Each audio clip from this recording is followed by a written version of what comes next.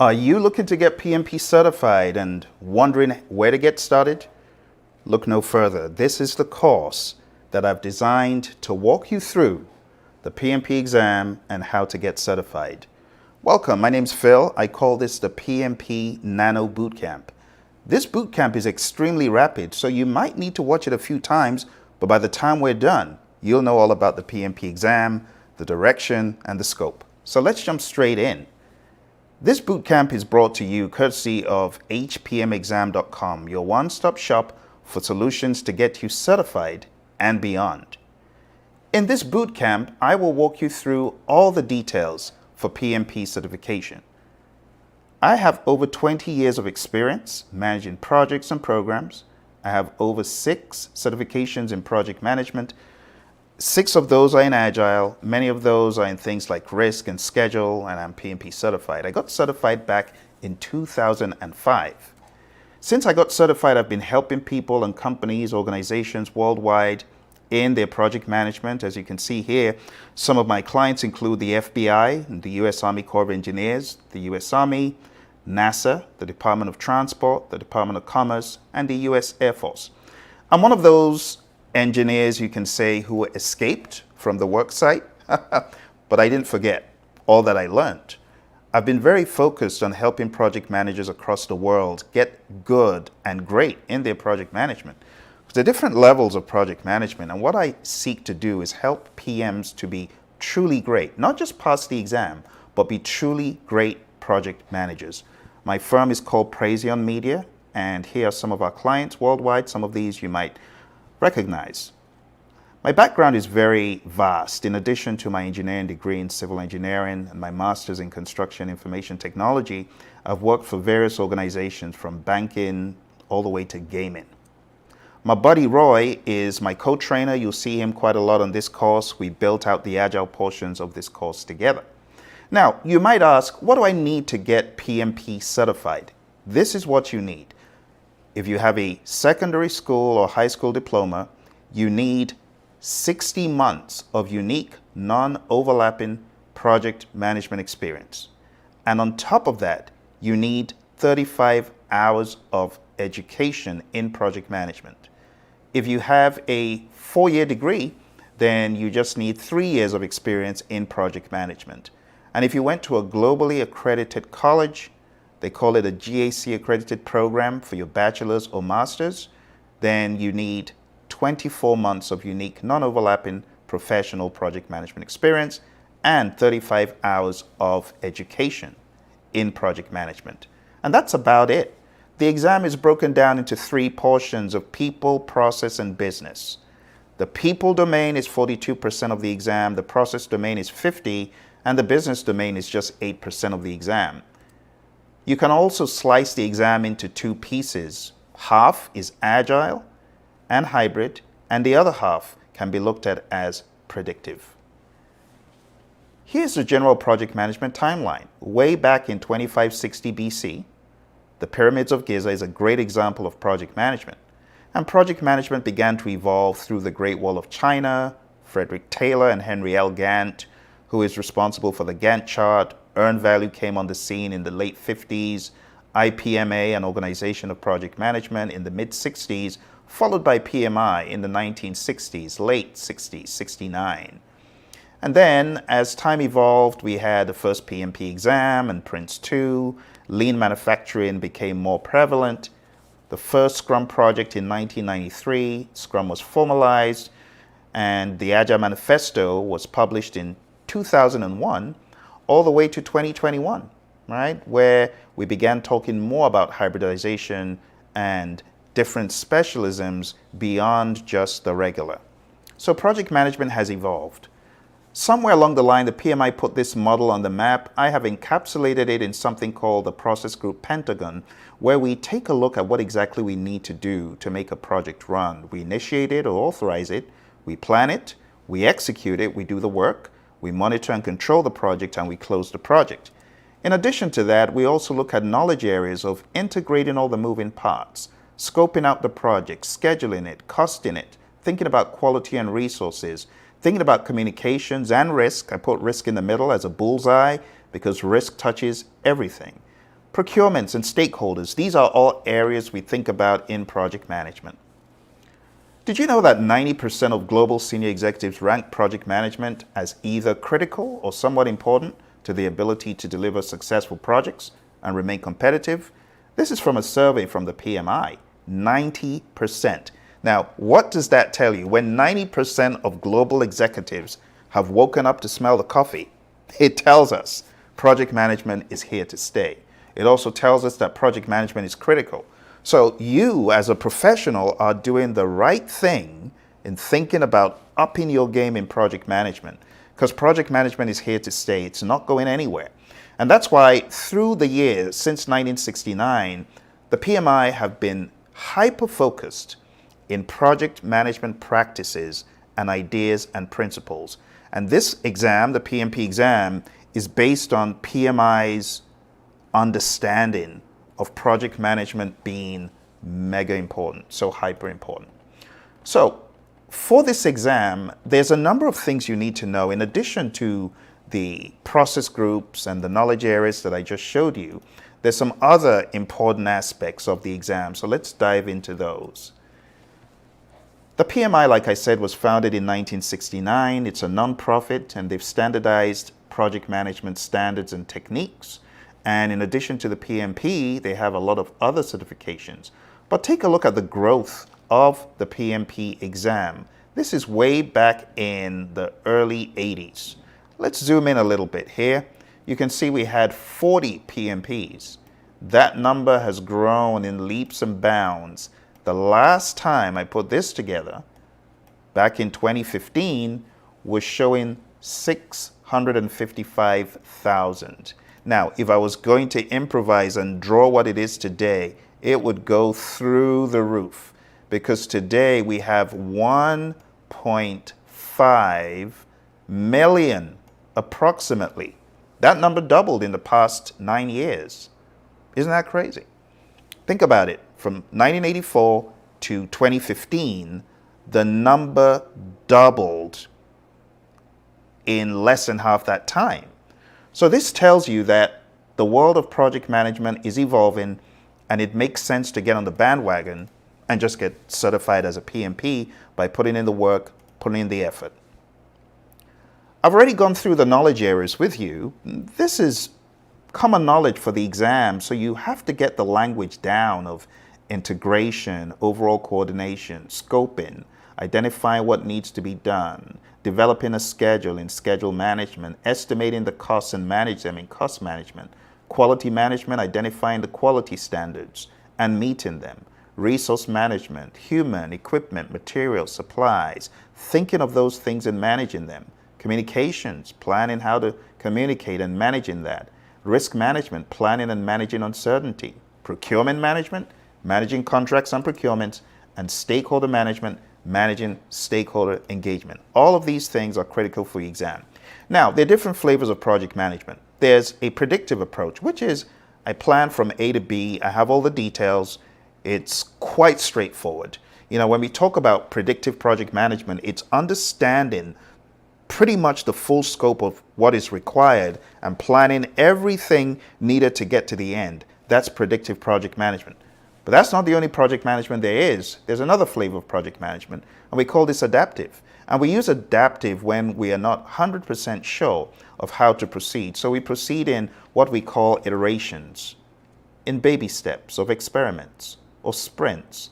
And then we might be off course, and then we get back on track, and then we course correct when we're going off again. And ultimately, we do get to the end, but it's in a different way. We plan in increments, right? And that is called the world of Agile. We are incremental in our planning. We are iterative in how we finalize what we're working on for a short time box. So we say Agile is iterative and it's incremental as well. Think about it like you were cooking a dish that you'd never cooked before. You would always have these question mark touch points. Is this what you want? Am I on the right track? Is this what you want, customer? That's pretty much how the world of Agile is. In the Stacy model, we see the requirements uncertainty on the y-axis and technical uncertainty on the x-axis. And the summary of it is if you are in a simple zone of understanding, a simple zone where you pretty much understand the project very well. You are close to agreement on the requirements. You are close to certainty on the technicality, the technical approach. There's nothing wrong in being predictive right here. But as you begin to move away into the world of uncertainty, going further and further away from close to agreement on the requirements, further and further away from certainty on the x-axis, you then enter this complex zone. And this is where Agile thrives, because Agile helps you to bring down the level of anarchy, right? When you do things intentionally in sprints, you do it the right way. This is where Agile thrives. So the question of Agile or waterfall, it's going to come up quite a bit on your exam, and you need to understand when it is best to use Agile and when it is best to use, we call it predictive, but in a lot of circles, it's called waterfall. Quite incorrectly, if I may add, but we'll give it a pass for now. So we'll just say predictive methods work best when the requirements are well understood, little chance of change, so on and so forth. Okay, so I hope that makes sense. Let's move on. Moving along, Agile is becoming increasingly popular in organizations, and the reason is this. When you take a look at organizations in the world, at the time this was put together, 71% of organizations reported using Agile. Now the number has gone into the 80s. I would even wager that the number has gone higher, but I'll be conservative. But think about it. Majority of firms use Agile. Now, why do some firms not employ Agile approaches? Here's why. There are concerns and fears, right? People fear losing their job. They fear they won't have anything to do. If they're Agile, people think there will be change chaos and there'll be no planning and no one will do anything. And that is not true, okay? Agile actually gets us involved in planning like never before in a different way. We plan at the strategy level in this world of Agile. The executives are encouraged to plan at that level. They're encouraged to plan at the portfolio and product level. We have product roadmaps. We have release plans, right? We have iteration plans. We call them sprint planning sessions, right? And then we have down to the day. We plan down to the day. So how on earth can anyone argue that it doesn't make sense to be Agile? Agile is pretty much a philosophy. It is, first of all, adjusting your mindset to pivot to the world around you pretty much on demand as needed. An Agile mindset is one that is quick to respond. But it's not just the mindset, it's the actions. And we're very passionate about this. That's why my co-trainer Roy and I, we wrote this book. It's called Agile Principle Raw and Uncut. This is one of the books we're going to be offering at hpmexam.com for the boot camp that's coming up in a few days. You don't want to miss it because you're going to get this book that covers Agile in a very pragmatic and expert way. All right, so check out hpmexam.com. If you come aboard that course, you're going to get that book about Agile. And we're going to walk you through all these things that I'm going over here. They are well covered in the book. Another big piece of Agile is the mindset of servant leadership.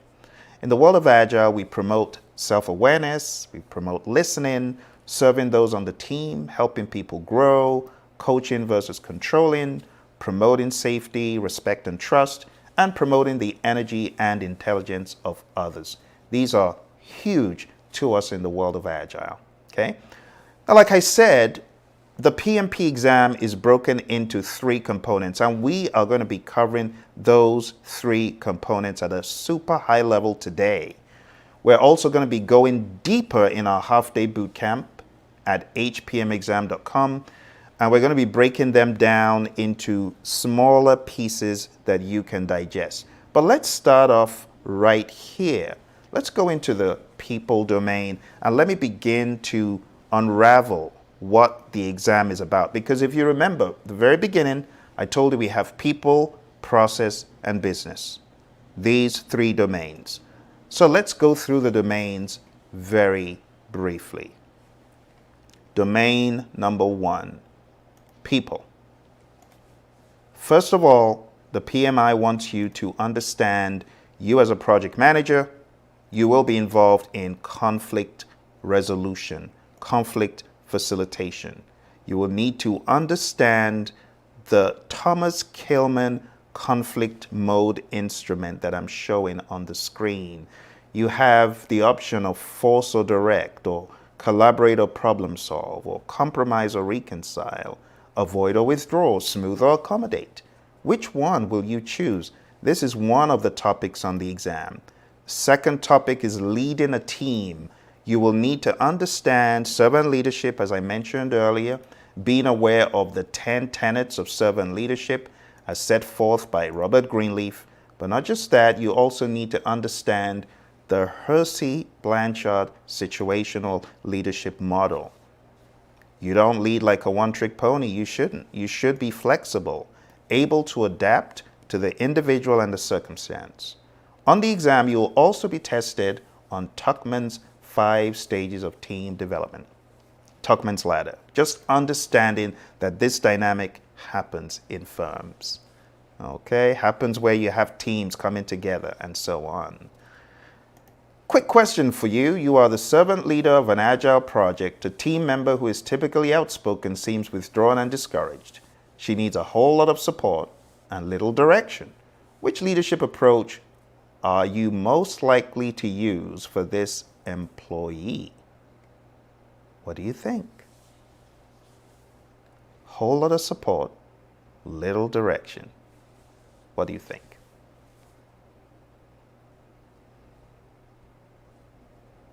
Okay, so let's go back and I'll explain. A whole lot of support is up here, right? Because this is supportive behavior on the y-axis. So a whole lot of support is over here, right? Little direction is over here. This is the confluence, right? So the best answer for that question is you want to be more supporting, right? She doesn't need direction, so don't go delegating on her. She doesn't need I beg your pardon, she doesn't need direction, so don't go coaching on her. Delegating is less support, and democratic is not even one of the approaches that we mentioned. So democratic is where you're bringing people together for consensus. So that's kind of a different type of leadership outside of the main topic here. All right, so the best answer to this would have been supporting. And these are just a few of the ideas that we bring to our class to discuss with you. What is the best leadership style for managing a project? I think this one, you're going to get this one right, because now you know the trick. You shouldn't be a one-trick pony, right? So the best answer to this, my friends, is the most fitting for the project and the team. Okay? It's really all about the Hersey-Blanchard model. All right? Still in the people domain, we talk about supporting team performance. That's another task that you're meant to be able to do. You're also meant to empower team members and stakeholders. And empowerment is responsibility, giving away accountability, accountable tasks to the team, or just letting the team step up and be accountable themselves. You know, in the world of Agile, we don't push on people. Instead, we look for a more volunteer approach, more autonomous approach.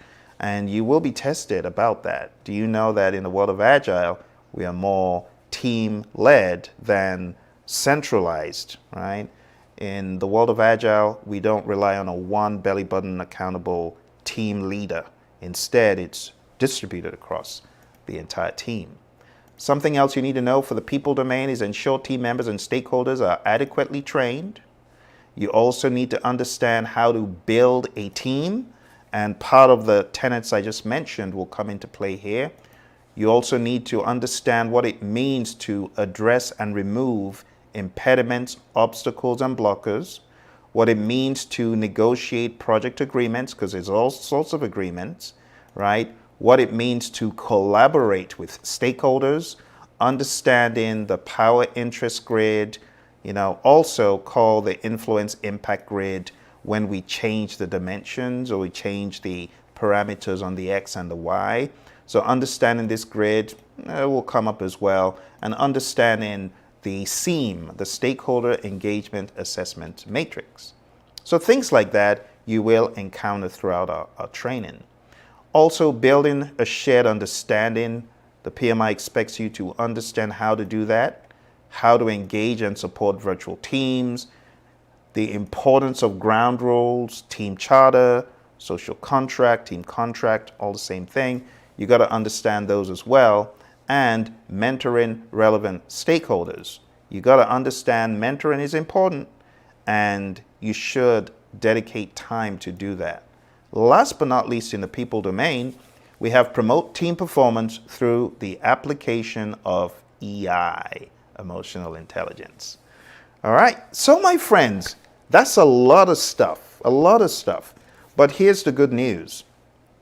You don't need to go that distance alone. That is just one piece of what I have for you today.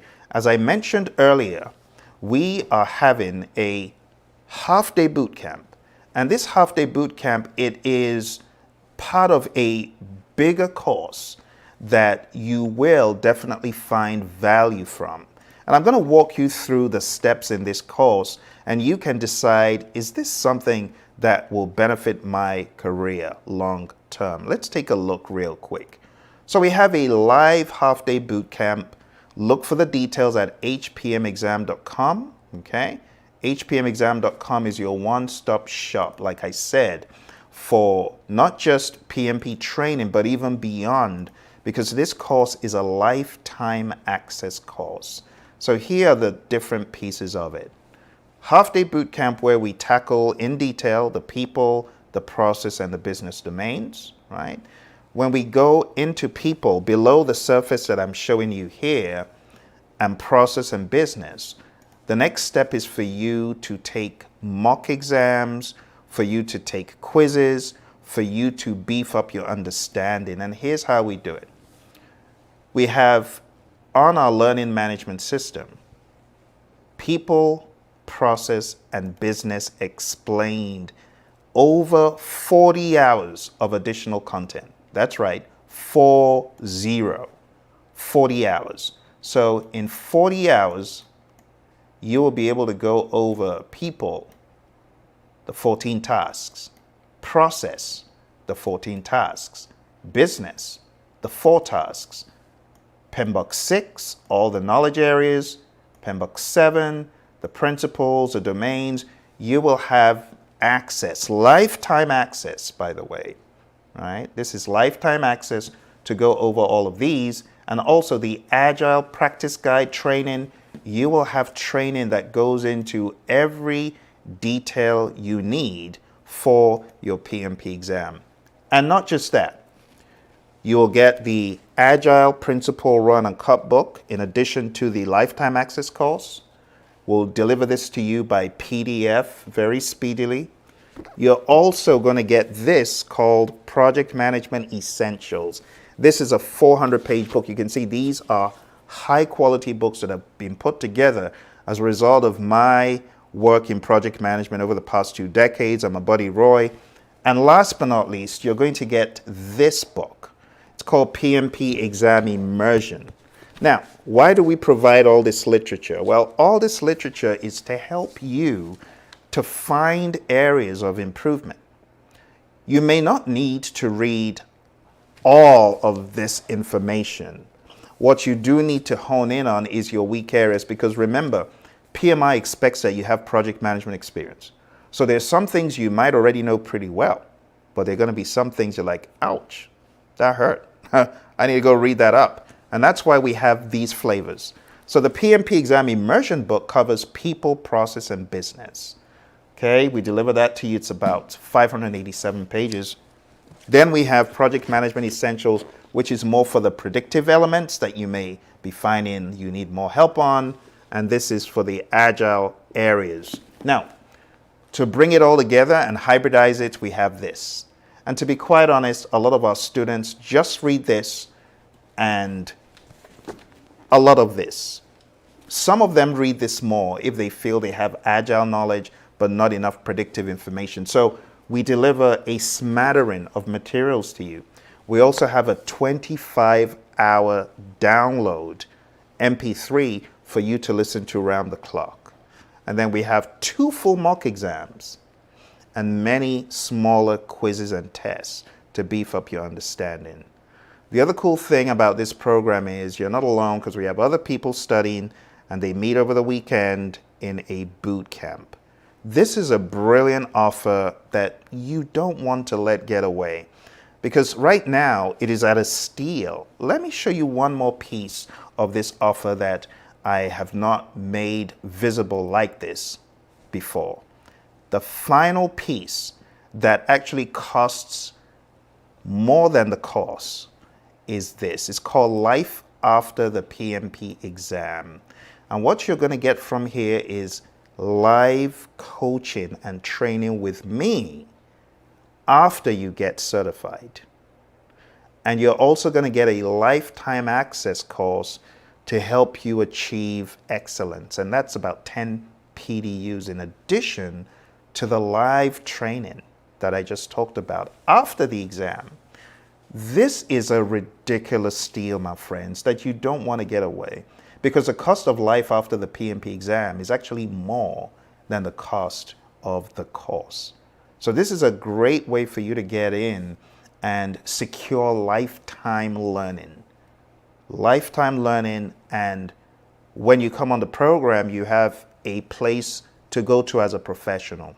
You have a project management family because it's not enough for you to be in a massive gathering where you feel lost. No, here we have individuals who have been through the program for PMP and are now learning and teaching with me and coming along. This is definitely something you want to do. So to sign up for this program, you need to go on down to hpmexam.com. Don't miss a minute. Don't miss a beat. Go there right now and sign up. And the moment you sign up, we begin our journey together. We have one of the main hpmexam.com bootcamps coming up. You will be in that live bootcamp with me. You will learn people, process, business, and then we will begin our deeper journey to start digging into the material under the hood, going into people squarely, 14 tasks, videos, very engaging to watch in front of a live audience, by the way. This is not material that was recorded in isolation. You will actually hear students' voices. You will feel like you are part of a participative audience, okay? And like I said, it's a lifetime access course. So what do you have to lose? Absolutely nothing. You'll always be able to refer to the tenets and the ideas beyond your PMP. And like I said, after you get certified, you'll be welcome to join me in Life After the PMP Exam, where I will be equipping you, right? And this is 2.5 hours over 4 months. If you go to hpmexam.com, I don't think you'll believe the price point. But that price point will not be there forever. It will be going away. So I need you to go on down to hpmexam.com right now. Look for the link in the description below, wherever you're watching, whether on Facebook, on Twitter, on LinkedIn, on Instagram, wherever you're watching. Capitalize on this deal right now because it's not very frequent you get these sort of lifetime offers to not only get PMP certified, but to go beyond your certification. Okay? So, over the past number of minutes, we talked about the people domain. I walked you through the 14 tasks. Now we're going to go over the process domain and we're going to go over the 17 tasks. But hold on tight because this is going to go very quick. Are you ready? Let's jump in. The process domain, 17 tasks. You ready? Now, before I go into the process domain, I want to alert you to a very important page in the Agile Practice Guide. This is where we have the breakdown of predictive, iterative, incremental, and agile. And this is one of the things we hone in on our course. Also, understanding the continuum of life cycles, we'll hone in on that as well. And Scrum. Now, we don't have enough time to do that today, but we will go deep into Scrum in the training. And I will be unraveling and explaining the intricacies. There's a lot of tiny little intricacies when it comes to Scrum that is very easy to blow past. I got certified as a Scrum Master in 2011, about 13 years ago. But I tell you, there's a lot of stuff I blew past. I will be highlighting those things so you don't get lost, okay? And also on the program, you'll also be able to listen to my buddy Roy, who will share some insights. He'll talk about various aspects of the course. Now, before we go any further, I'll let you get a little insight into my buddy Roy and his perspectives about this particular task. Execute the project with urgency required to deliver business value. I want you to get a little taste of what Roy has to say. So let's listen. Let's go. Yeah, so it's actually a really valuable thing to do, regardless of the process that you're following, to try to find ways of doing things incrementally, not just for gaining feedback, which is a huge value, but also you could potentially get incremental return.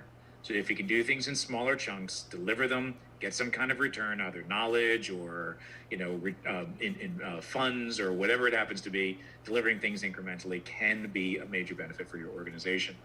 Now, what we want to try to do is we want to try to build things in what we call an MVP. I want to be clear on, there are three little phrases that we're going to go through: MVP, MMP, and MMF.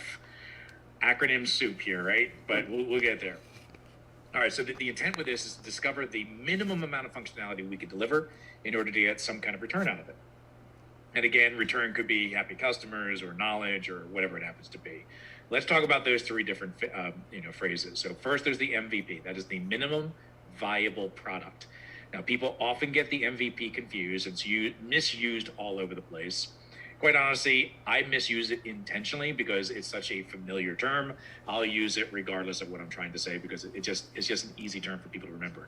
But MVP is supposed to mean to discover the minimum viable product. It is a discovery. It's a learning exercise of discovering, is this product or this thing that you're delivering, is it a viable thing that people are going to want to make use of? It does not mean you have to build anything. You could just do it as an experiment, doing some surveys, doing whatever it happens to be. That can be your minimum viable product. Just talking with people could be an MVP, just to make sure that you're going the right direction and it's something worthwhile doing, right? It's an experiment. It's a learning exercise. It could include functionality or it may not include functionality. Now, the next one is the MMP. MMP is minimum marketable product. Now, this is different. This is actual functionality. It's the smallest amount of functionality or features or scope, if you will, that you can deliver to get some kind of return. Do you always have to deliver everything in the specification or in the original request to actually get some kind of return out of it? Maybe you can incrementally do it, the minimum chunk of that functionality, in order to get some kind of return. Now, the next one is the MMF. MMF is minimum marketable feature. So MMP is the entire product, something that you are usually used. MMP is usually used when you're doing something greenfield, something brand new, something that is not already existing. You're trying to discover the smallest amount of stuff that you have to do to deliver that initial product delivery. MMF are the additions to that. What's the minimum set of functionality that you need to do to have a usable chunk of functionality or features or scope or whatever that's actually going to get some kind of return? So you will need to know those terms. MVP in particular is the most widely used, also the most widely misused term, but you get the idea. There are ways of encouraging the minimum. Every one of these has something in common. Minimum, right? The minimum viable, minimum marketable. There's another term actually as well, the minimum business increment. It's the same basic concept, right? It's the smallest amount of stuff that you can do to get some kind of return, right? You get the idea. So we're always focusing on the smallest amount. The PSI, it may be a piece or the whole of the MVP or MMP or whatever, right? It's doing things in small increments and sometimes assembling them to get something larger and more useful. Back to you, Phil. Awesome stuff from our buddy Roy there. Thank you, Roy, as always. So that is a very good opener for the first task. Execute project with the urgency required to deliver business value. And Roy implicitly covered this. You want to understand the opportunity through a different lens. And he called this taking a look at the MVP, minimum viable product. But that's just one. That's just one thing in 17. So let's get our skates on and let's begin covering all the other pieces that you need to know in process, the process domain. Okay. So again, that is number one. Let's go to number two. Number two, before that, is manage communications. Manage communications is analyzing the communication needs, determining the frequency of communication, and communicating appropriately, monitoring the communication, and so on. Then we go into risk management. We talk about assessing the risks, managing the risks on the project. Whether we're in the world of predictive or in the world of agile, we do this. We just do it in different ways. All right, let's move on to the next thing.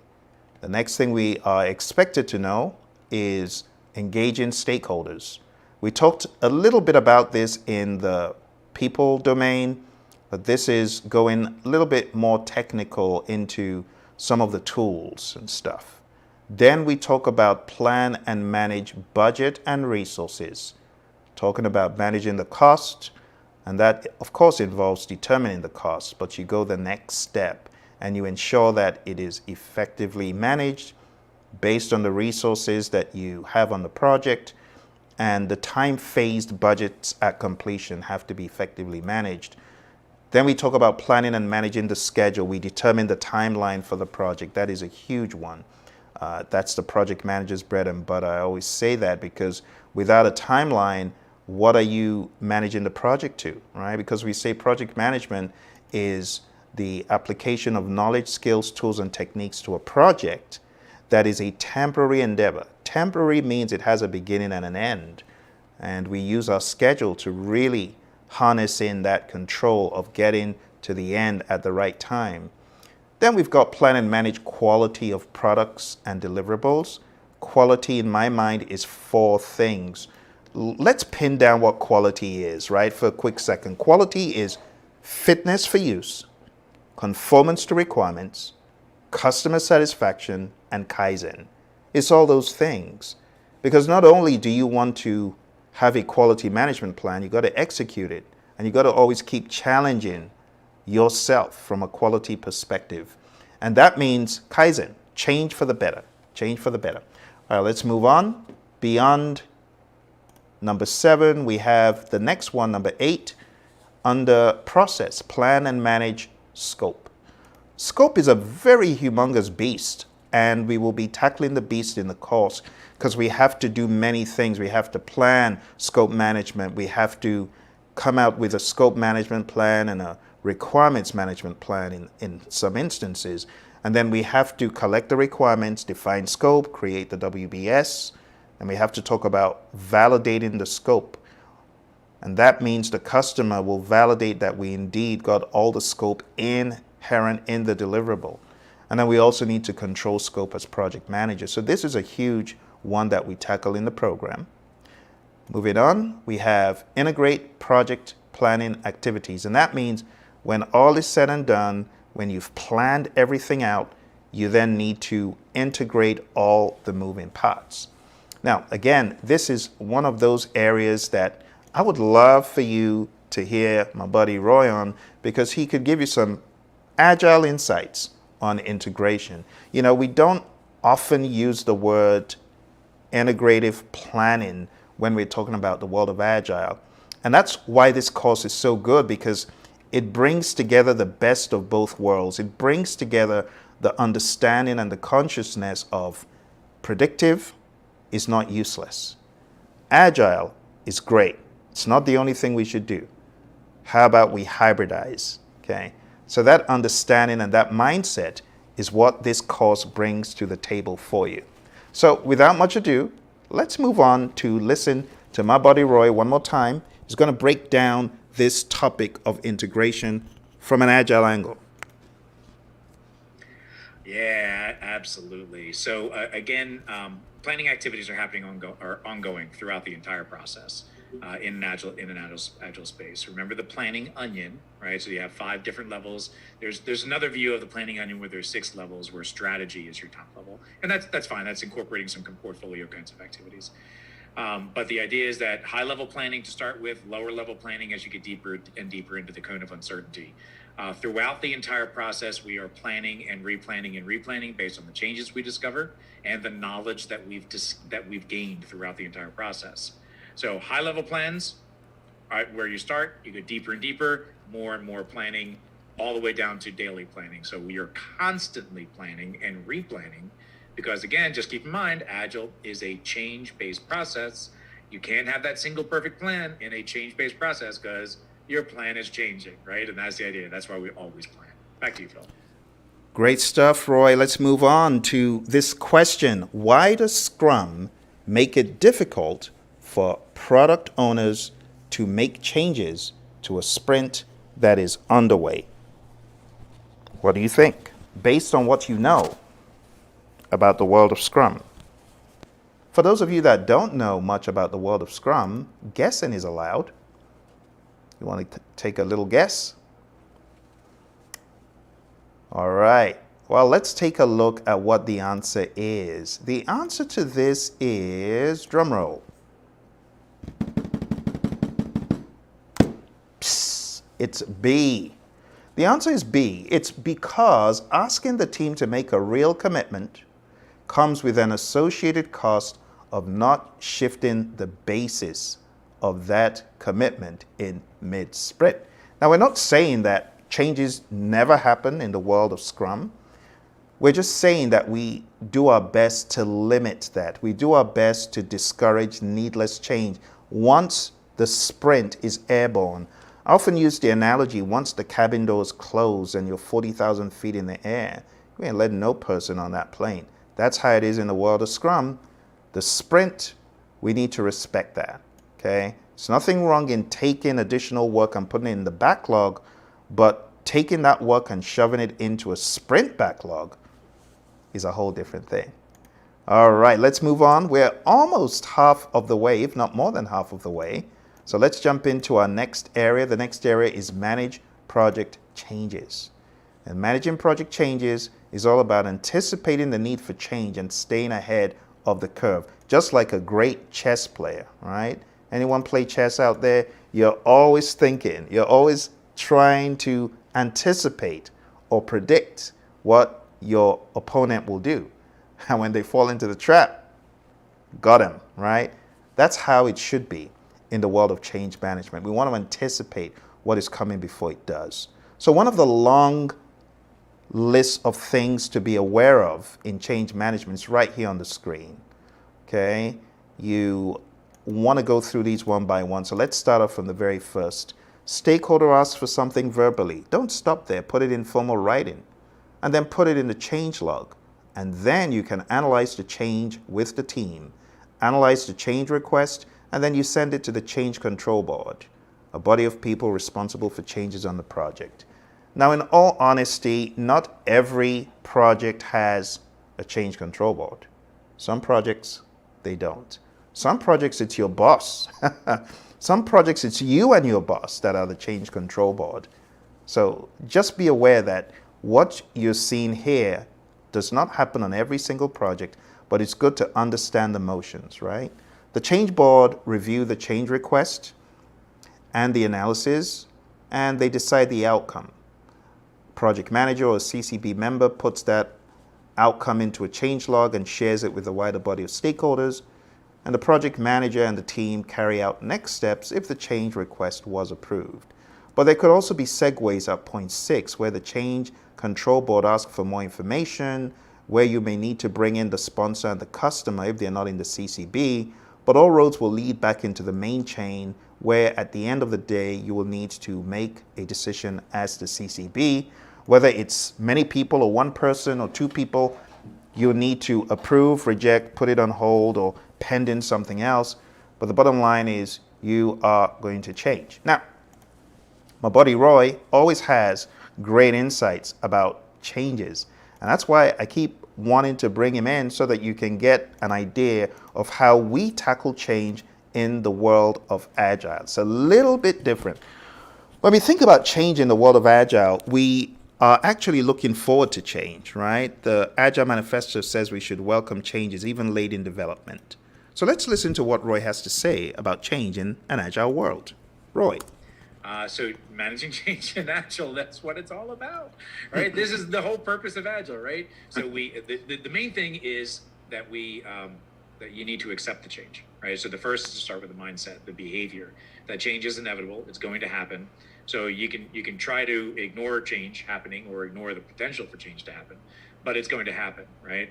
So even in those things, those projects that we feel could be our best suited for predictive, there's still likely going to be change that's going to occur. So start by assuming change is going to happen. Get comfortable with unknowns. That's the way Agile is going to work. You will be uncomfortable for a fair bit of it because there are so many unknowns. Get comfortable with that concept. Now, the reason that we allow change to happen is because it is in our customers' best interest. It is in our best interest to allow that change to happen so that we can build better products for our customers. If our primary focus is customer satisfaction, building according to a plan which may be flawed is not going to build customer satisfaction. Changing in order to build for customer satisfaction means changing your plan, right? So we're going to allow that stuff to happen naturally. Again, when we allow these changes, it's not change chaos. We want to be very disciplined about it. Any change that comes in, we evaluate it against priorities of other work and the size of the other work. So we go, instead of going to a change control approach of trying to not let change happen, we instead allow the change to happen and then negotiate that change with other things that are already prioritized. So instead of controlling it, we negotiate it. It's a different mindset, a different approach. Okay, back to you, Phil. Awesome stuff as always, Roy. Let's take a look at this. A major theme in Scrum is inspect and adapt.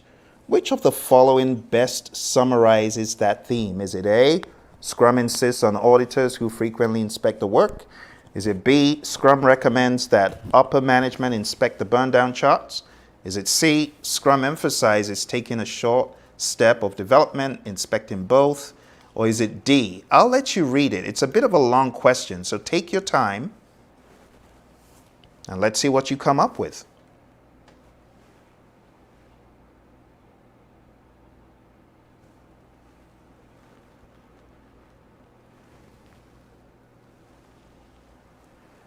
All right. Well, hit the pause button if you need more time.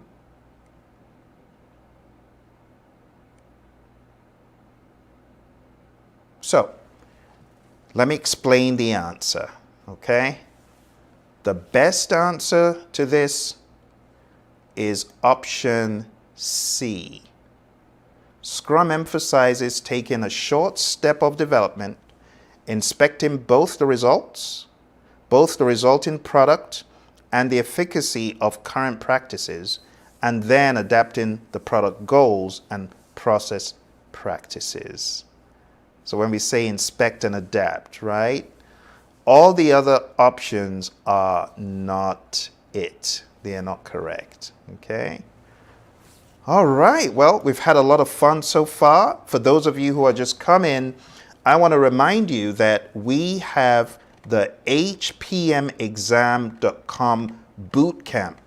All you need to do is go on down to hpmexam.com, take a look at the upcoming date, sign up. You'll be able to be on a live half-day boot camp. And you will also get on-demand lifetime access. You will also get, after you are certified, you will get access to Life After the PMP exam.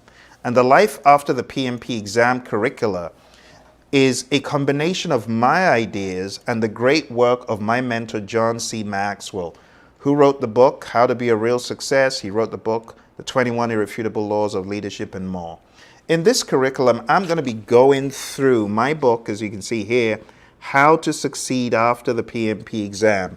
This is a dialogue that is going to help elevate your game as a PMP.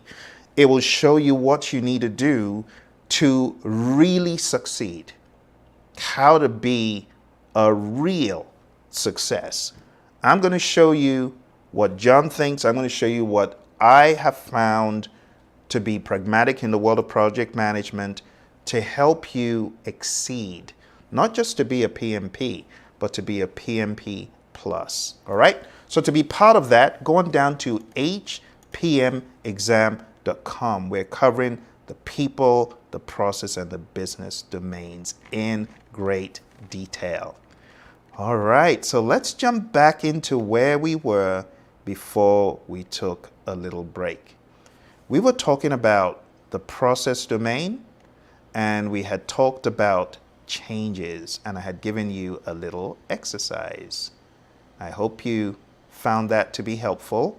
Let's move on to the next task. The next task is plan and manage procurement. So everything to do with buying what you need from outside the firm, be it a service, be it a result, be it a sub-deliverable.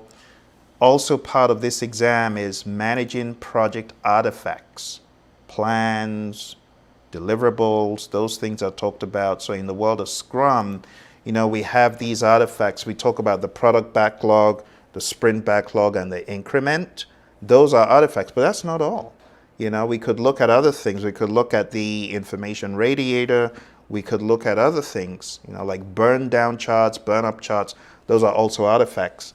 In the world of predictive, we have many different plans and baselines, and those could be looked at as artifacts as well. So artifacts is a very vast topic that you need to master for your exam. Okay, well, let's move on here. Moving on to the next thing, we have determine appropriate project methodology, methods and practices. And we've already talked about this when I showed you the Stacy complexity model, and we had that dialogue about it. And taking a look at the Stacy model, the big question here is, am I more in the predictive zone, or am I more in the agile zone, or am I somewhere in the middle? Okay. I would love to hear from our friend again, our buddy Roy. Let's hear what Roy has to say about this. Roy. Yeah, so this is something PMI has done actually quite well, and that is to help people understand which methodologies that you can make use of.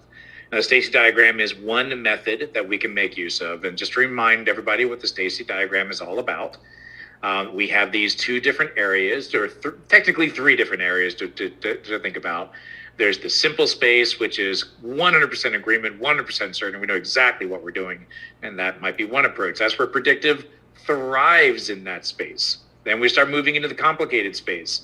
We're still close to agreement and close to certainty. There might be a little bit of variability going on, but it's really not that complicated. Predictive can continue to work in that space. Then we move into the complex space, the complex domain. Now that's where you have a lot more uncertainty. Now you have a lot more unknowns. If you remember, I think we went through this with this group. The two examples, complicated is kind of like assembling a watch. Follow the rules exactly every single step, and you're going to have a successful delivery at the end. Complex is more like driving to work. You know where you're going, generally how you're going to get there. You may have done it multiple times, but there's 1,000 different things that could change how you actually achieve those results. So that's where Agile, the adaptive processes, start to really provide value for you, where there's a lot of variability, or at least more variability, that Agile handles that extremely well. Now, you also may be all the way up in the anarchy space, and believe it or not, a lot of projects are based in this, especially in the software world. Anarchy kind of rules. It's not just complex, it's chaos. So in those spaces, absolutely, you need an empirical model, and that's what Agile is based on. Remember, the empirical process control methodology. It's based on a way of handling this complexity. It's a way of solving complex problems. So you can make use of these tools, and there are different things that you can choose along the way. You could choose iterative, you could choose incremental, you could choose full-on agile, you could choose full predictive, based on the different domain that your project work may be in. I would suggest, though, that if you are thinking about just a purely incremental or a purely iterative approach, why not just do agile? Because agile does both of them, right? It gives you the value of both. So usually what you see organizations doing is not saying we're going to do iterative or we're going to do incremental. Usually what you're going to see is we're going to do predictive or agile, right? So that's a more common approach. All right, back to you, Phil. Anything else we should talk about? Well, that about sums it up. Great stuff from our buddy Roy. Let's move on to the next slide. And here we have, it's another question. Check in your attention span. Okay. The Agile Manifesto states that the sponsors, developers, and users should be able to maintain what? I know some of you are new to this, but it gives you a nice introduction to the subject matter, doesn't it? So what do you think? Sponsors, developers, and users should be able to maintain what? All right, the best answer, taking it directly from the Agile Manifesto, is a constant pace, indefinitely. Constant pace does not necessarily mean fast, right? It could be fast, but it doesn't mean it has to be fast. It's like the tortoise and the hare. Remember that story? Great. All right, here's another fun one. Simplicity, the art of what? Those of you Agile Manifesto readers, what do you think the answer is?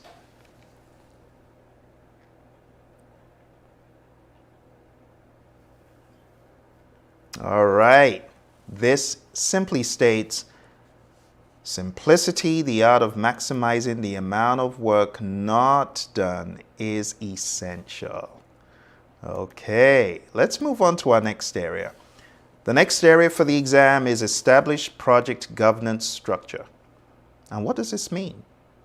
Well, governance is not a bad word. When people hear governance, they think of it as a harsh word, and honestly, in a lot of instances, people generally may not like to be governed because it conjures up images of being told what to do. But that's not what we're talking about here. What we're saying is having structure for authority and people understanding what authority they can exercise on a project. The PMI say governance is a framework within which authority is exercised. So governance can be expected on the exam. Let's move on. The next one is manage project issues. There are all sorts of issues you can encounter on the project. Just remember that a risk is an uncertain event. An issue is an event happening right now. So there's a difference, but both can be looked at through a similar lens. Uncertainty, if not checked, becomes certain in many instances. And when it becomes certain, it's too late. Why not take some risk mitigation measures before your risk becomes an issue? Right? In the world of Agile, we talk about these issues being impediments, obstacles, and blockers. And it's a different language, but it's similar. We talk about impediment logs in the world of Agile. We talk about issue logs in the world of predictive. Number 16, ensure knowledge transfer for project continuity. Ensure that knowledge can be transferred by opening up dialogues and expressing honesty and truthfulness to the team, transparency, right? That's all part of it. And part of the PMP exam is having the right mindset. And that is one more thing I'm going to cover with you before we finish today, the mindset for PMP exam success. And part of it is being transparent, being open, being honest, which is part of knowledge transfer. We don't want to hoard knowledge. That's being insecure. We want to share knowledge, give knowledge, right? And power as well. All right, number 17, plan and manage project or phase closure or transitions. What are we saying here? You got to plan how to transition out of the project. You got to plan how to transition out of the phase. You got to think about the resources being transitioned back, people, team members, maybe physical resources being transitioned back. These are all things we think about. But do you know that in the world of Agile, we see this in a different lens?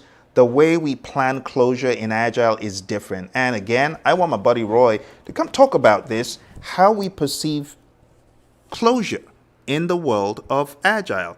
Why do we look at it differently, and how can we look at it with this background that some of us have in predictive? How do we need to flip the switch? Let's go. Absolutely. So the first part is that we're doing a lot of these activities throughout the project. So shutting down an Agile project should be trivial. All this work, or at least most of this work, should be already done.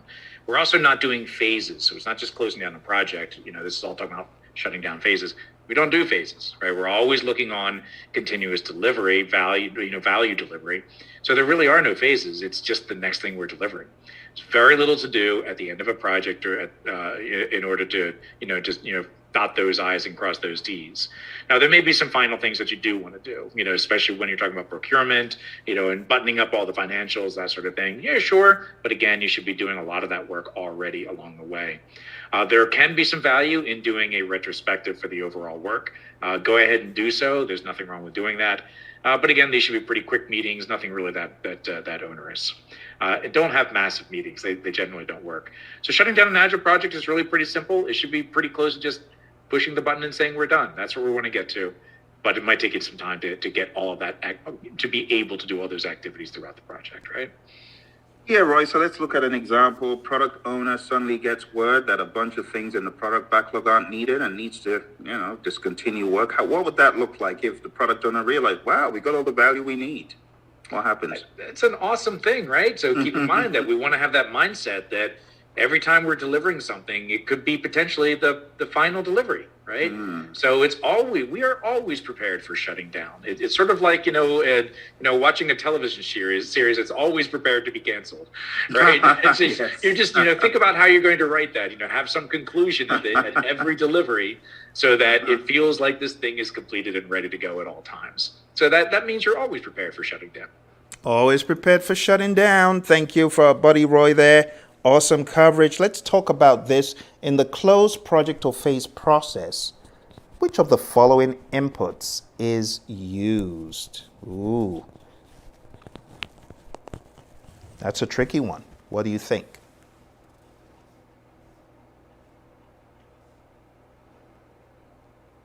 All right. It's a short question. It's one of those, you either know it. You either know it or you don't. Huh? Okay, the answer to this question, my friends, is not Lessons Learned Repository.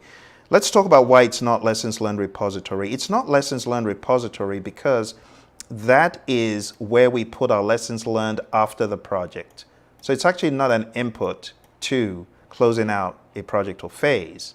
It is also not the final report because we get the final report as an output. It's not an input. And it's not verified deliverable because that has long since been taken care of in the validate scope process. You see, verified deliverable becomes an input to validate scope. From validate scope, we get an output called accepted deliverables, and that's what really goes to close project or phase. That's kind of the mechanism. So the best answer here is quality report. That is the only correct input. Okay, it's a little bit of it makes you think, it makes you actually think, what do you mean by quality report? What do you mean by final report? So quality report is state of the union address for quality on the project.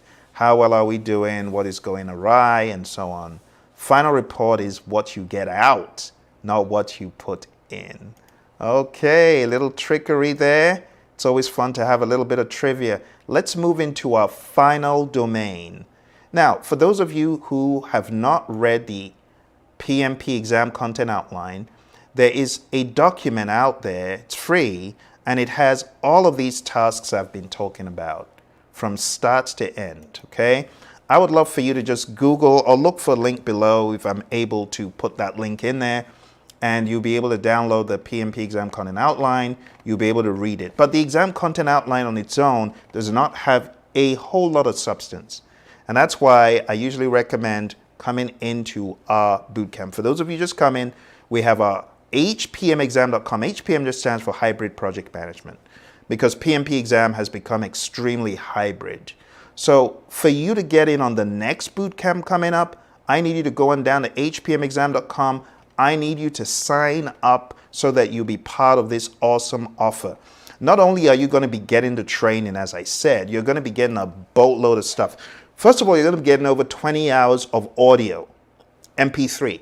This is stuff you can listen to all throughout your PM journey. Not just PMP, but even after. It keeps you sharp, right? So you get that. You also get lifetime access to a 40-hour online program. Lifetime. You also get access to Life After the PMP exam.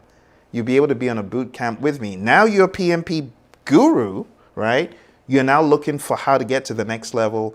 You'll be on my boot camp. You become one of the champions, and you will learn how to be a real success, not just based on PMBOK stuff, but based on pragmatic real-world experiences that I've had training firms like the U.S. Army, the U.S. Air Force, NASA, the FBI, and many more. Worked in firms like Honeywell and Motorola doing project and program management. All my secrets, all those secrets, how I got to where I am, what I recommend that you do for your career, you're going to get all that and a whole lot more. In addition to that, my friends, you're also going to get the PDF downloads of these books. Agile Principle Run and Cut. This is a book for life. Like if you're actually keen on becoming an agile trainer, an agile coach who helps take people through the crazy trajectory, this book is for you. It contains a lot of pragmatism.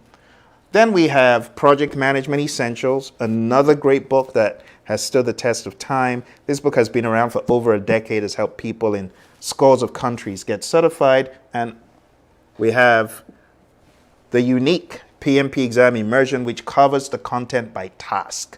So all this stuff I'm going through with you right now is also covered by task. In fact, you can get, if you just want the book, you can get the book at immersion.hpmexam.com or immersion.pmradio.org, one of those links, okay? So get on the program. What are you waiting for? Jump on it right now. We've got a ridiculous killer deal. It's ridiculous because you're getting 2 lifetime access courses, you're getting a boatload of books, you're getting audio content, you're getting video content, you're getting 2 mock exams, you're getting several mini and micro mock exams. This is the solution that is going to help you not only get to PMP, but beyond. And you're also going to be able to tap into study groups. When we have students studying for the exam, they get together on the weekends and they huddle like a scrum, like, you know, just like in the world of rugby, and they move the ball by going through questions together. I mean, it is absolutely awesome. It's an experience you don't want to miss, okay? Going down right now, hpmexam.com. Okay. Well, my friends, we're moving into the grand finale. I'm glad that you stayed all the way. We're going into the business domain. Business domain. What's in the business domain? Well, we have 4 simple things. The 4 simple things are plan and manage project compliance, evaluate and deliver project benefits and value, evaluate and address the external business environment changes for impact on scope, and support organizational change. It's very straightforward. So let me go over these with you. Number 1, planning and managing compliance. This is your responsibility, project manager, right? This is not just about project compliance within the firm. We might have some regulatory, some legal, and other kinds of compliance things that we need to worry about. You know, for example, the Americans with Disability Act. That's a regulatory need. So we may need to make sure in our projects that we are operating at the level of compliance expected with those regulations, especially if we're doing, think about user interface kind of applications, right? In more traditional approaches, we might do it with more documentation, more reviews and all that. In Agile, we might do it more with a DOD. We call it definition of done. The definition of done. The Agile Alliance defines this as an agreed upon list of the activities necessary to get a product increment to a done state, right? And we manage this in all the frameworks we do, whether it's Kanban or it's Scrum or it's Scrumban, we need to manage compliance. So there's no exits when it comes to compliance in PMI's world. Number 2, evaluate and deliver project benefits and value. So all this is saying is you got to make sure that you are delivering the benefits that were identified at the beginning and value. So what's the difference between benefits and value? Well, value is the net benefits. We talk about all the benefits realized, tangible, intangible. That's what value is when you take all of those benefits and you put them together. And that's a general idea. as a project manager, you want to make sure that the benefits are identified. You want to make sure that there's ownership and there's someone who is ensuring that benefits are realized. It could be a benefits owner, could be a benefits manager, something of that nature. Let's move on to number 3. Evaluate and address external business environment changes for impact and scope. You got to survey what's happening in the marketplace. I mean, I talk about this all the time. The companies that are not looking and are not doing boundary spanning, not looking at what is happening outside of the firm in the wider marketplace, they're going to be here tomorrow. Likelihood of them being here is very, very minuscule. Those organizations not looking into new technologies, emerging technologies like AI, they will not be here for much longer. It's guaranteed. It's guaranteed. You look at the likes of Kodak. Where are the fancy cameras now? It's all been replaced. It's all been replaced by Tim Cook and the great work of Steve Jobs and others. It's been replaced by, okay, Android fans. I didn't forget you, right? It's been replaced by that. So you always got to be looking at the marketplace and what is happening as a project manager, as a product owner. You got to bring that understanding back and you got to pivot when you need to. You know, I think a lot of firms are guilty of not pivoting. They just freewheel and they're totally oblivious to what is happening in the marketplace. But we don't want to be like that. We got a boundary span. We got to look outside of the firm, find the edges. Okay, these are the boundaries, but what are we missing that could hurt us? What are we missing? I think Google woke up and smelt the coffee regarding the iPhone, and we have Android as an answer. And you look at the market share of Android, it's humongous. But that wouldn't have been the case if they were not looking over the fence to spy what is going on. You know, the likes of Samsung, I think they have a few lawsuits as a result, but nonetheless, they're almost unscathed. But in all seriousness, it makes sense to look at the environment around you. That's all this task is saying. Let's move on to the final one. The final one is support organizational change. So assess organizational culture, evaluate the impact of organizational change to the project and determine required actions. And lastly, evaluate the impact of the project to the organization and determine required actions. And that's it, my friends. We have gone through people, process, and business. And so far, we've probably spent about 1 minute and 12. Now, can you imagine multiplying that by 3, being in a classroom with me for half a day? Can you imagine that? A half-day boot camp with your buddy Phil, where I'm taking you through all that is needed for PMP success, showing you the peaks, the valleys, the highs, the lows, the secrets. Which is why I want you right now, I need you to go take action. But first of all, I am appreciative that you stayed this long because I know a lot of people came through during the webinar. But thank you for coming and staying all the way to the end. Because now this is where I urge you to take action by going down to hpmexam.com and signing up for this brilliant half-day bootcamp. You're going to be so glad you did. Because beyond the half-day bootcamp, you're going to get all the lifetime access courses and the books and the audio and the mentoring and coaching. It's going to take you levels above where you are now. This bootcamp is not just about getting you certified. It's about helping you to kill the game, to be a boss. When I say a boss, I mean you are in the boss driver's seat. And the way you get there is by getting certified and then continuing the journey. For those of you who might already be PMPs and you're like, well, Phil, I wish I would have been able to capitalize on this. Well, it's all is not lost. If you want to be part of my program where I teach PMPs after the exam, well, you need to go on down to the website. It's leadershipavenue.com. For those of you who are already PMPs, if you want to be part of my coaching for 4 months to take you levels above your PMP, go on down to leadershipavenue.com, okay? When you get to Leadership Avenue, you'll see the program. And like I said, people who get this PMP program, it's like getting that for free. It's ridiculous. But take advantage because these offers are not going to last. This is the last month you're going to be able to get it at that affordable rate. To get PMP training, to get an Agile book for life, a book on predictive project management that makes it rather agnostic, and this awesome publication that brings it all together to hybridize it, plus 20 hours of audio, plus 2 mock exams, several quizzes. The options are endless. Let's take action, my friends. Go on right now, hpmexam.com. I want to see you in my bootcamp. I want to see you in my half-day bootcamp. We've got one coming up pretty close. And we have them all throughout the year, but you got to keep your eye on that page, right? Because seats go quick and the opportunity goes quick. So go on down there right now. I would love to see you in the training, okay?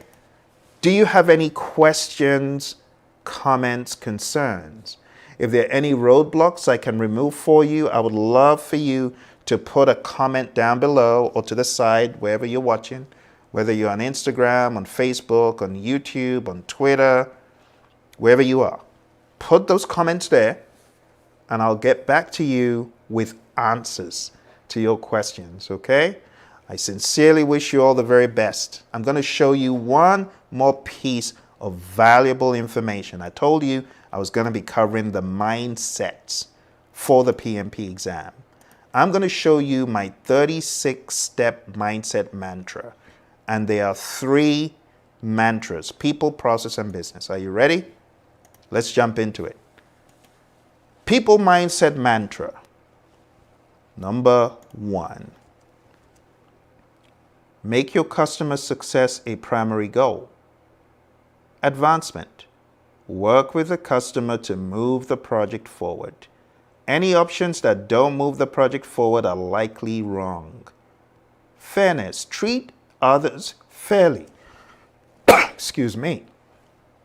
Steward. Protect resources entrusted to you and treat those resources with care. I've been speaking for 1 hour straight, so do excuse me. All right, team. Focus on stakeholders and team health and well-being. Team trust. Trust the team and their judgment. Allow them choose their way of working. Number 7, servant leader. Defend the team and be a diversion shield and facilitate conflict resolution. Number 8, mentor, coach, serve, and guide the team instead of using punishment and coercion. Number 9, integrity. Do not abuse your position or title or be partial in your actions. Number 10, honesty. Be honest and truthful in all your dealings, even if it may offend others. Number 11, leadership. Be courageous to lead and make tough decisions and tough conversations. Make trade-offs.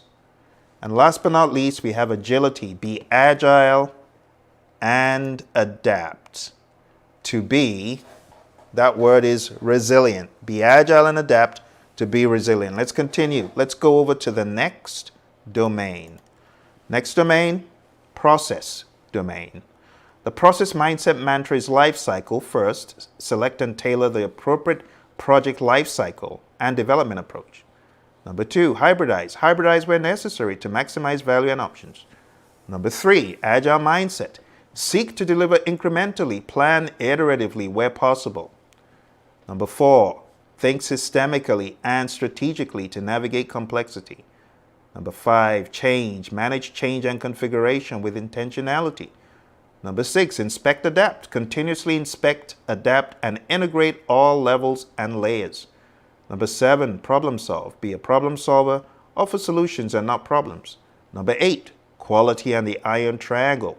Proactively build in quality and manage the iron triangle. Number 9, risk and governance. We talked about this. Proactively manage risk and governance. Number 10, manage all areas. Logically plan and manage all knowledge areas. Number 11, buy-in and authorization. Seek authorization and buy-in when necessary. Number 12, closing.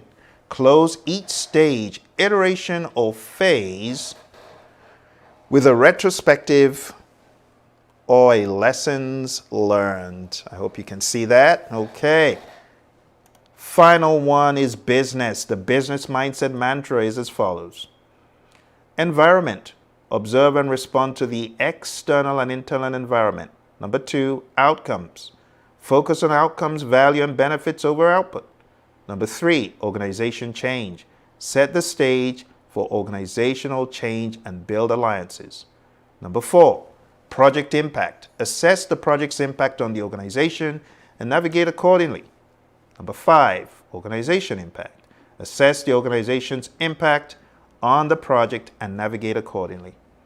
Number 6, benefits. Proactively ensure management of benefits and their realization. Number 7, value swap. Swap out the backlog items with work of comparable value. This is used a lot in Agile. Call it dynamic scope option. Number 8, value delivery. Strategically plan the value delivery system. That's the projects, programs, and portfolios. You got to strategically plan them. Number 9, compliance. Proactively manage compliance. Number 10, sustainable community. Harness COPs, PMOs, and VDOs for the firm's strategic advantage. COP, Community of Practice, PMO, Project Management Office, VDOs, Value Delivery Office. Number 11, lean thinking. Think and be lean to eliminate waste at all levels of the value delivery system. And number 12, gating. Use toll gates, stage gates, kill points, and phase end reviews to deliver only value. And with that, my friends, we've come to the end of our Nano Bootcamp, where I have walked you through people, process, and business. Walked you through the knowledge areas and the process groups.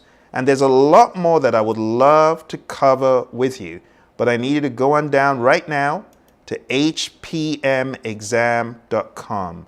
Take advantage of this bootcamp where we cover people, process, and business. Remember, you have a trusted friend in your buddy Phil, right?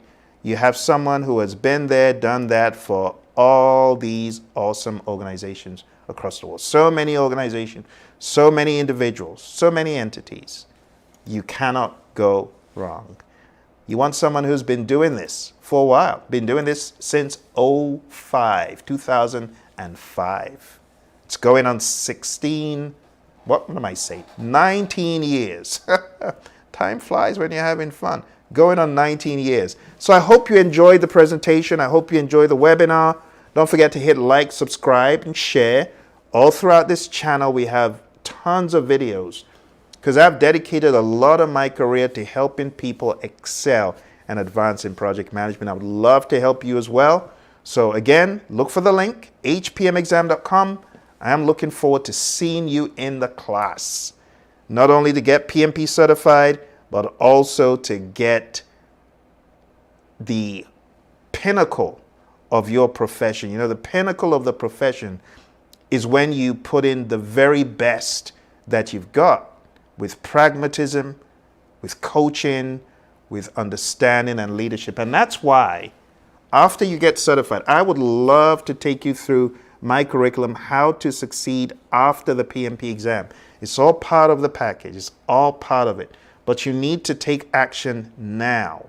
hpmexam.com. Don't let that pricing get away. The pricing is cray-cray. It's unbelievable. The pricing structure that I have for you, it's like, free. Just put free on it because I'm giving you 2 very high-class, world-class courses for the price of a quarter. That's really what it boils down to, because you're going to have lifetime access to 2 solid programs. And then you're going to get all of this great literature. Oh, I can barely even lift it. All of this great literature. PMP Exam Immersion. The Essentials book. I mean, one of these books costs almost half of the program, but you're going to get all of them. You're getting all of them. The Agile Run and Cut with my buddy Roy, and then Life After the Exam. And then you're going to get 40 hours of education online for your PMP and another 10 hours, both online, and another 10 on Zoom. So that's like 20 PDUs. It's just, Who does that? Who gives you all of that for this very affordable amount, okay? If you need to use, whether you're using a card, you have the access, the option to do that. If you want to use PayPal, you have the option to do that. I've made it very simple and very straightforward for you, okay? Again, for those of you who are just coming, we're talking about the hpmexam.com course. It's called a hybrid project management exam for a reason. Because the PMI, they're going to ask you people, process, business, agile, hybrid, predictive. That's why we call it hpmexam.com. Okay? All right. Any questions? Yes, lifetime does mean lifetime. For those of you asking, does lifetime mean I can have it for life? Yes. It's a lifetime access program. Once you're locked in, it's yours for life. And of course, all the books and all the materials and 20 hours of audio, yeah, that's yours for life. Okay, any other questions? So the passing score of the PMP exam is undisclosed. The PMI, they have a process that is similar to the Angoff cutoff technique, but the passing score is not disclosed. They'll grade you on people, process, business. Are you above target? Are you on target? Are you below target? Are you needs improvement? You want to be above target on all those areas. In my mind, as you know, just resign, you're going to be above target. Don't plan to be on target. You know, Les Brown says, shoot for the moon, and at least if you miss, you'll land among the stars. So don't shoot for target, because if things could go wrong. So I want you to shoot for above target. That needs to be the mindset. Don't plan target. No, target, above target. Okay? Thank you all very much. I look forward to looking for some comments, for some questions, for some dialogue from you. All right? Don't forget to hit like, subscribe, share with your friends, and I'll see you in more videos on this channel. All right? Thank you for staying this long. All the very best, and bye for now.